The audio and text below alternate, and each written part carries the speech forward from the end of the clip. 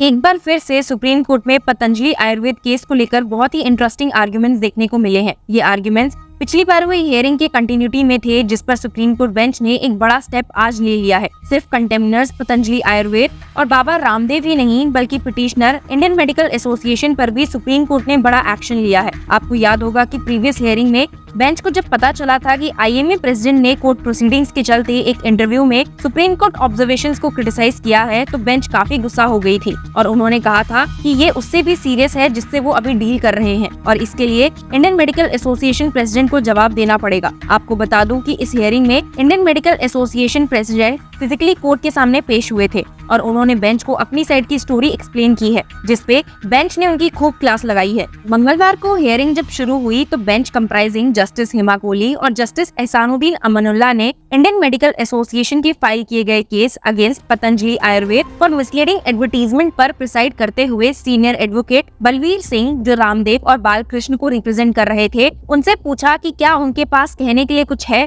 जिसपे एडवोकेट सिंह ने रिस्पॉन्ड करते हुए कोर्ट को इन्फॉर्म किया कि पतंजलि ने उन सभी प्लेटफॉर्म्स को लिख दिया है जो अब भी मिसलीडिंग एड्स रन कर रहे हैं और बैंड प्रोडक्ट्स की सेल को भी सीज कर दिया गया है। सिंह ने आगे अपने सबमिशंस में कोर्ट से रिक्वेस्ट की कि वो उनके क्लाइंट पतंजलि आयुर्वेद एमडी बालकृष्ण और बाबा रामदेव की फिजिकल अपीयरेंस को एक्सक्यूज कर दे, जिसपे बेंच ने उन्हें बताते हुए कहा कि प्रेजेंस की जरूरत नहीं है, हम अपना ऑर्डर रिजर्व कर रहे हैं। The bench stated their presence is not necessary, we will reserve orders, submit your affidavit, it will be significant. Bench ने रामदेव और बालकृष्ण की पर्सनल अपीयरेंस को डिस्पेंस करते हुए उनसे एक डिटेल्ड एफिडेविट सीख किया, जिसमें मेंशन हो कि पतंजलि ने क्या स्टेप्स लिए हैं मिसलीडिंग एडवर्टीजमेंट्स को रिमूव करने और सस्पेंडेड पतंजलि प्रोडक्ट्स को रिकॉल करने के लिए। आपको याद होगा कि कोर्ट ने लास्ट हियरिंग में सोशल मीडिया इन्फ्लुएंसर्स और सेलिब्रिटीज को भी वार्न किया कि जो भी उन प्रोडक्ट्स और सर्विसेज की मिसलीडिंग एडवर्टीजमेंट्स को एंडोर्स करेगा वो भी equally responsible and liable held किया जाएगा। कोर्ट ने कुछ ऑनलाइन प्लेटफॉर्म्स पे प्रोहिबिटेड पतंजलि प्रोडक्ट एड्स की अवेलेबिलिटी को भी एम्फसाइज किया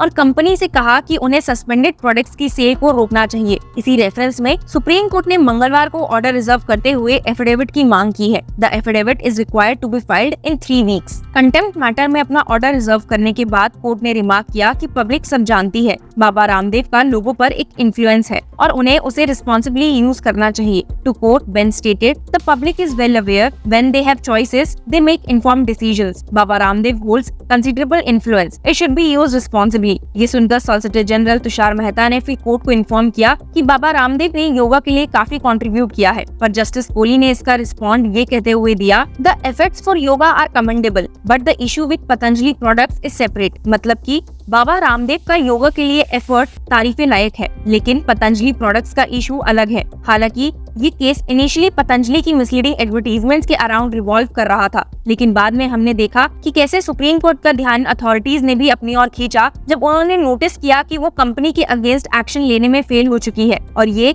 एक लार्जर इशू बन गया। कोर्ट ने उत्तराखंड गवर्नमेंट को भी उनके इनएक्शन के लिए in dealing with errant licensing officers पर काफी सुनाया है। जहां एक और सुप्रीम कोर्ट ने कंटेम्नर्स पर अपना ऑर्डर रिजर्व किया, वहीं दूसरी ओर Indian Medical Association president doctor R V Ashokan को उनके दिए गए इंटरव्यू में कमेंट्स को क्रिटिसाइज किया है। मंगलवार की सुनवाई में बेंच आईएमए प्रेसिडेंट द्वारा फाइल की गई अपॉलजी से बिल्कुल भी कन्विंस नहीं दिखी थी, सेम उसी मैनर में जिस मैनर में वो पतंजलि आयुर्वेद की अपॉलजी से नाखुश हुई थी। डॉक्टर अशोकन के साथ इंटरैक्ट करते हुए bench of justice Hima Kohli and Ahsanuddin Amanullah ने उनसे कहा कि आप इस देश के सिटीजन हैं, जजेस को इतने क्रिटिसिज्म मिलते हैं पर हम उस पर रिएक्ट क्यों नहीं करते, क्योंकि हम में ईगो नहीं है। It said, doctor Ashokan, you are also a citizen of this country. The amount of criticism जजेस face, why don't they react? Because personally we don't have much of an ego. We are magnanimous. We are entitled to take action, but very rarely we do. आगे justice Kohli ने उनसे कहा कि हम अपने description को एक सेंस ऑफ रिस्पॉन्सिबिलिटी के साथ यूज करते हैं,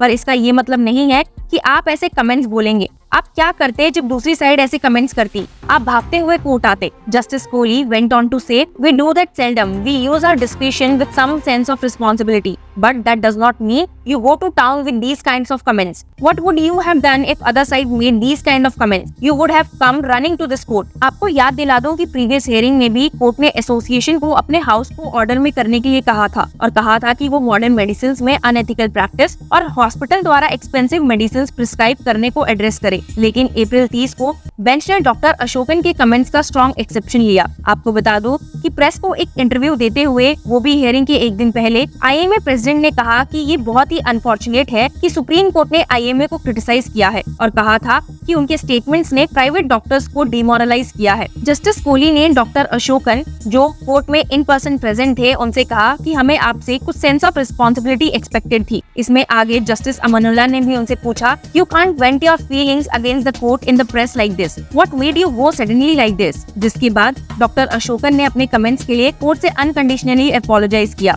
लेकिन बेंच ने कहा कि वो उनके एफिडेविट से खुश नहीं है। बेंच ने उनसे पूछा कि वो उनके स्टेटमेंट्स को क्यों एक्सेप्ट करे। बेंच ने कहा कि आप ही वो थे जो दूसरी साइड को कोर्ट लेके आए थे कि वो आपको डिसरिस्पेक्ट कर रहे हैं। To quote, bench stated, whether we should accept your statements after such damaging statements, you are the one who drag the other side to the court saying they are denigrating you, but when you are put to test. Bench ने आगे ये भी सवाल किया कि IMA ने public apology क्यों नहीं दी, सब कुछ सिर्फ ब्लैक एंड व्हाइट में है। It asked IMA, why did you not give a public apology, everything was written in black and white, why did you not make amends if you had truly wanted to apologize? You could have gone to the same agency, PTI, and said what you are saying on affidavit now.